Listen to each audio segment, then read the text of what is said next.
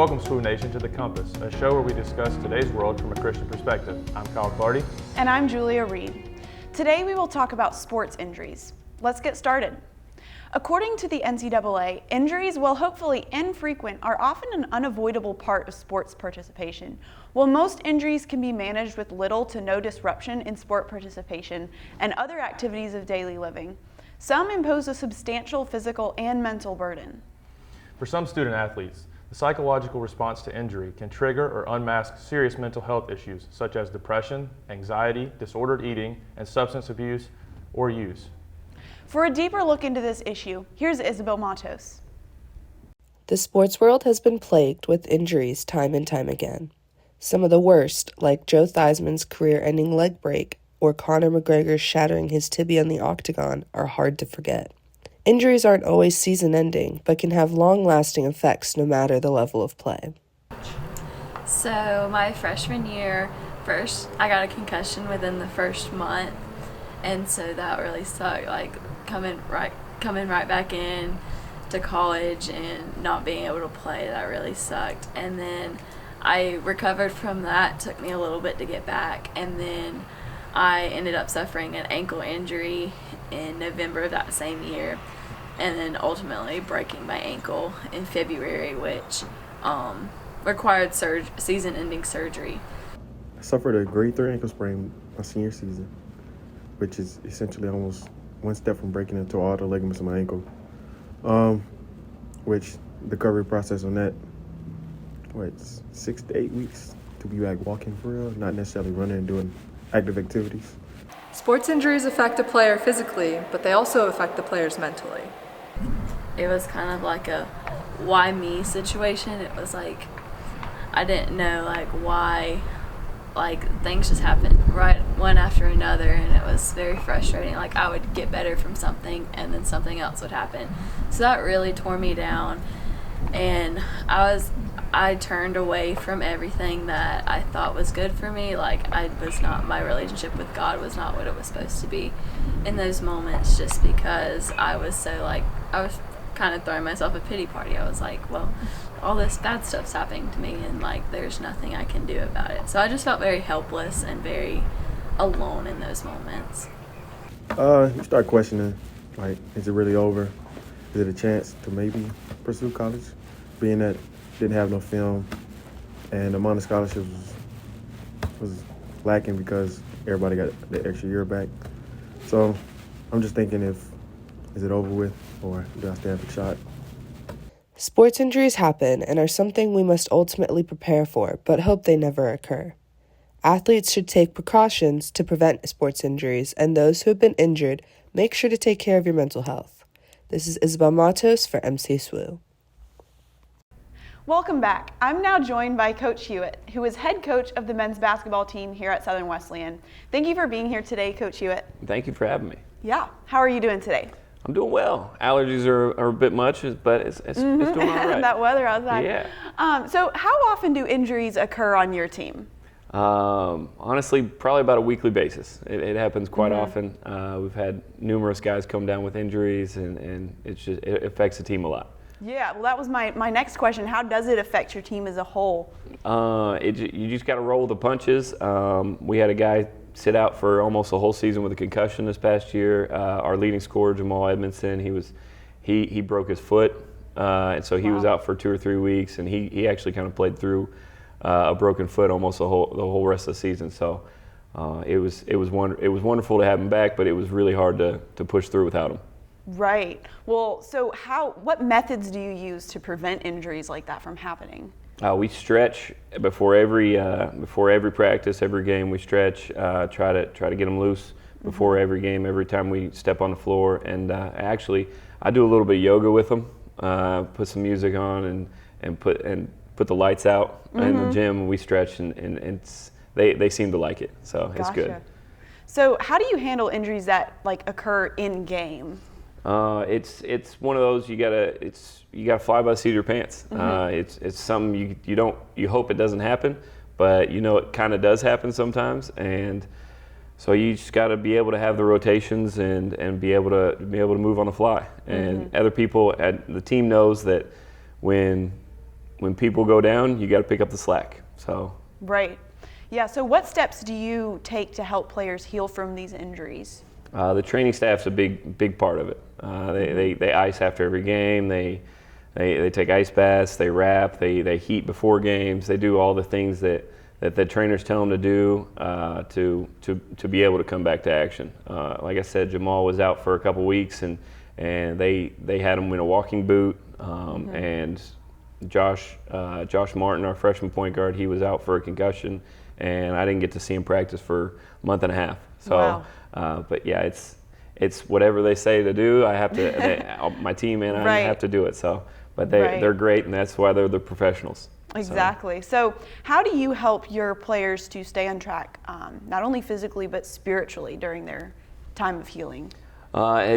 Honestly, it's a big part of our team.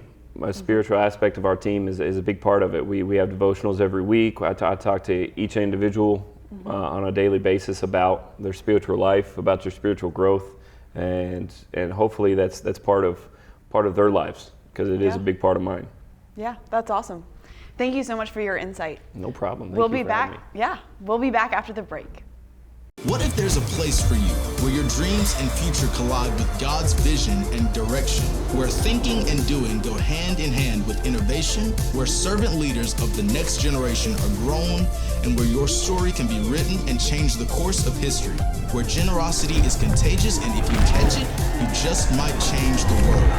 This is it. Step into community, step into faith, step into life, step into Southern Wesleyan University. Welcome back. I'm now joined by Yo-Yo Echeverria, midfielder for the SWU Women's Lacrosse team. How are you today, Yo-Yo? I'm good. How are you? Doing well.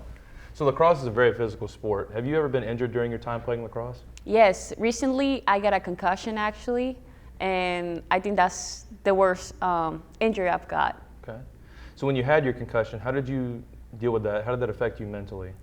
I was definitely in a low point just because I couldn't do anything. I couldn't really see people because everything was so loud. Everything gave me a headache. Right. So I definitely fell into depression for a while there. How did you still stay involved with your team despite dealing with that injury? I was able to, they kept reaching out, and I was able to go to practice and help with film, help in the sidelines. They actually came to my room to check on me. I was in a dark room, so they would be like, "Are you sure you're okay?" And I'm like, "Yeah." So it's nice having a small team because of that. Like you stay close to each other no matter what happens. So yeah, being around that environment probably helped too, around practice with your definitely, teammates. Yeah. So while in the concussion protocol, how were you able to work to try and get out back on the field and out of the protocol? It just took time for me to get back. Definitely the trainers did a good job on keeping me out as much as needed. I'm the type of person that just wanted to be active, just wanted to be with people, and they were like, "Let's take it slow, day by day." I stayed in my room for a whole 2 days in the dark doing nothing, so that definitely helped, but I was also sad because I was in my room doing nothing. Yeah. But definitely taking time to heal was a good thing. Right. Time is important with an injury like that. When you came back from your concussion, how hard was it for you to get back into the routine of going to practice and school and class and everything? How was that for you? It was the end of the semester, so procrastination definitely hit. So definitely professors helped me out a lot just because they will give me due dates. They will be like, "This was due 2 months ago. You have to do it now." And I'm like, "Okay."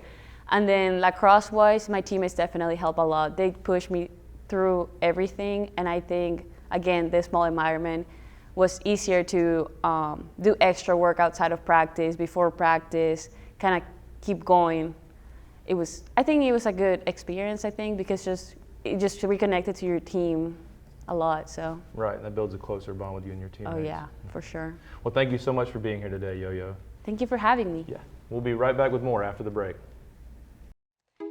Hi, I'm Madeline Barrett. I am a Southern Wesleyan graduate, class of 2021.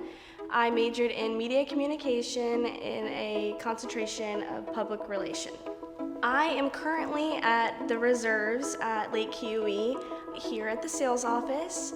I work with Coldwell Banker Kane. This original position was part-time, And then my supervisor saw my resume and saw all of the things that I've done at Southern Wesleyan, including hosting a number of talk shows, creating an Instagram account for our communications department. And she thought, wow, you just have blown me away with all of these amazing things you've been a part of, and I want to offer you a full-time position here. Southern Wesleyan invested in me, and I got a return on my investment.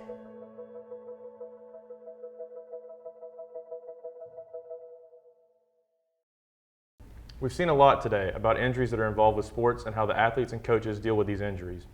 Julia, I know you ran on the track and cross country team here at SWU. Did you ever have to deal with any injuries during your time on the team? Yeah, so the biggest injury that I dealt with was shin splints. Thankfully, like as a runner, I was able to catch this injury before it got like super severe, but it did put me out. I missed a lot of meets because of it, and I guess it added struggles to my everyday life too, because like not only was I really set back from like my physical goals I wanted to reach, I also like felt the pain throughout like the rest of my life as well. Right. Like it hurt to walk around places. So things like that, it definitely like added struggles that I had to work through every day. Yeah. Yeah, I would say for me, I think the one thing I had that was, I would say it's pretty common for most basketball players, just rolling an ankle here and there, sprain an ankle, you know, you might have a sprained knee.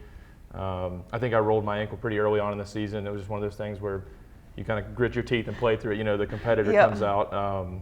But, you know, it's like there's the typical bruises and aching, soreness, things like that. But, you know, it's those little injuries, although they seem like the common thing, you know, like a rolling an ankle or shin splints like you mentioned, but it can totally derail your season. I mean, it makes it hard for your daily life to move around, constantly in pain. You know, your sport, you're kind of gritting your teeth, trying to push through it, play in practice and games.